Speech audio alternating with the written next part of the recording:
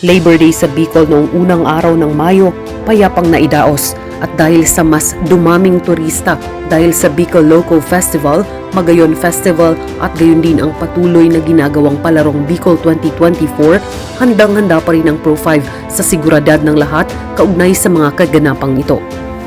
Habang patuloy pa rin tinututukan ni Police Brigadier General Andre Perez Dizon ang mga operasyon ng anti-criminality, anti-insurgency and terrorism at anti-illegal drugs ng Rehiyon 5. Halina't makibahagi sa isa na namang pahina ng Weekline. Sa ika-20 linggo ng Weekline, noong linggo ika-28 ng Abril, nakibahagi si Police Brigadier General Dizon sa ginanap na Sunday Mass sa pangunguna ni Reverend Father Retired Police Lieutenant Colonel Ronnie Arung sa Santa Florentina Parish. Minabuti niya ring kausapin ang mga kasurugkaps ng Rapo-Rapo sa Albay na nakibahagi sa Sagradong Misa tungkol sa kahalagahan ng pamilya na malaking bagay sa ibinibigay nilang dedikasyon sa trabaho. Aktibo namang nakiisa ang ating Regional Director sa ginanap na opening ceremony ng Palarong Bicol 2024 sa Ibalong Centrum for Recreation ng Legazpi City sa Albay. Kinahapunan nagsagawa din ng palagi ang motorcycle patrol ang ating Game Changer General sa lungsod ng Legazpi at Daraga sa Albay. Bahagi pa rin ito ng kagustuhan ng PNP sa pamumuno ni Police General Romel Francisco D. Marbil, hepe ng Pambansang Pulisya ng Pilipinas ng ligtas na mga komunidad. Samantala noong Lunes ika-29 ng Abril, pinangunahan muli ni Police Brigadier General Dizon ang simpleng seremonya ng Monday Flag Racing Ceremony sa Pro5 Grandstand Camp Brigadier General Simeon A. Ola, Legazpi City, Albay, kung saan palagi niyang pinapupurihan ang mga personal ng buong Police Regional Office 5 sa kanilang dedikasyon sa serbisyo. Gayon din ang hikayatin ang mga itong gawin lamang ang tama sa lahat ng oras bilang mga alagad ng batas. Pagkatapos na maagang kaganapan, guest of honor and speaker ang ating butihing Regional Director sa ginanap na joint opening ceremony of Field Training Officers Course for PCOs, Human Resource Management Staff Course at ng Combat Tracking Course sa Pro5 Grandstand ng Regional Headquarters. Bahagi pa rin ito ng patuloy na pagpapalakas ng kakayahan ng ating mga PNP personnel upang mas maging epektibo sila sa kani-kanilang trabaho. At dahil sa nalalapit na Bicol Loco Festival kung saan inaasahan ang pagdagsa ng mga tao sa Albay, nakibahagi si Police Brigadier General Dizon sa naging pagpupulong kaugnay dito kasama ng iba pang ahensyang bahagi ng nasabing kaganapan. Ang meeting ay ginanap sa Pepperland Hotel, Legazpi City, Albay.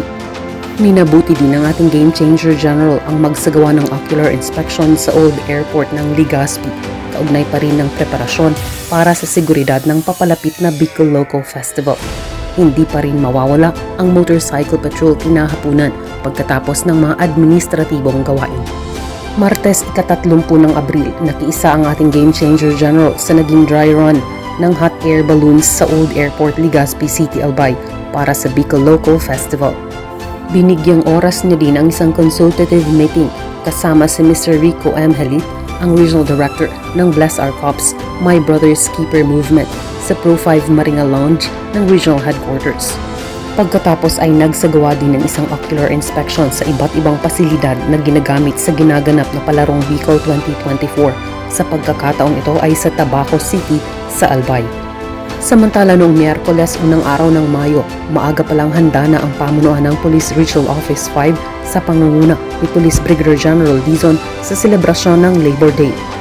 Mula sa maagang bicycle patrol, diretsyong nagsagawa din ng ocular inspection si Police Brigadier General Dizon sa mga pasilidad na ginagamit ng Palarong Bicol 2024 kung saan sa araw na ito ay sa Ligao City sa Albay. Pinangunahan niya din ang pagpupulong kaugnay ng security plan para sa Bicol Loco Festival 2024 na ginanap sa Pro5 Conference Room sa loob ng Regional Headquarters. Mainit din ang kanyang pagtanggap sa pagbisita ni Police Major General Bernard M. Banak, ang direktor ng Special Action Force, sa pakikipagdaupang palad nito sa mga miyembro ng Bless Our Cops and My Brothers Keepers sa loob ng Regional Headquarters. At pagkatapos ng mga administratibong gawain, diretso naman agad ang ating Game Changer General sa kanyang motorcycle patrol.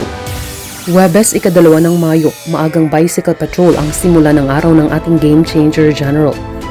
Sinundan ito ng isang send-off ceremony para sa mga PNP personnel na madedeploy sa iba't ibang lugar ng Bicol, kaugnay ng Bicol Local Festival 2024 na ginanap sa Old Airport, Legazpi City, Albay. Bahagi din siya sa naging press briefing ng nabanggit na Festival 2024 sa Marison Hotel ng Legazpi City, Albay.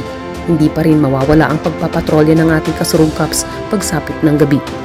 Noong Biyernes, ika-3 ng Mayo, handa na ang pamunuan ng Police Regional Office 5 sa pangunguna ni Police Brigadier General Dizon para sa unang araw at opening ng Bicol Local Festival 2024. Personal niyang tinutukan ang ginagawang security coverage and police assistance sa Old Legazpi Airport, Legazpi City, Albay. Personal din niyang binigyan ng security coverage at foyer honors ang pagdating ni Honorable Ferdinand Martin G. Romualdez, Speaker of the House of Representatives sa Bicol International Airport. Gayon din ang pagdating ng iba pang kilalang artista at personalidad kagaya na lamang nila Sara Geronimo at Bamboo, pati na sa security coverage and police assistance sa gaganaping concert ng mga ito. At noong Sabado, ika-4 ng Mayo, maagang pagpapatrolya ang ginawa ng ating Game Changer General dahil sa dagsa ng tao sa Albay kaugnay ng mga kasalukuyang kaganapan. Mainit naman ang kanyang pagtanggap sa naging pagbisita ng Manila Police District Press Corps sa Pro 5 Regional Headquarters. Hindi rin pinilampas ang gabi-gabing pagpapatrolya lalo pat kailangan ng security coverage and police assistance sa concert ng ilang artista kagaya na lamang nila Jericho Rosales at ng Ellie Buendia Band sa Old Airport, Legazpi City, Albay. At sa mga operasyong naisagawa sa buong linggo mula ika-28 ng Abril hanggang ika-4 ng Mayo taong kasalukuyan. Dahil sa sunod-sunod na operasyon ng anti-illegal drugs operations, nababawasan ang illegal drug trade sa Kabikulan, isang magandang indikasyon ng pamumuno ng nag-iisang Game Changer General.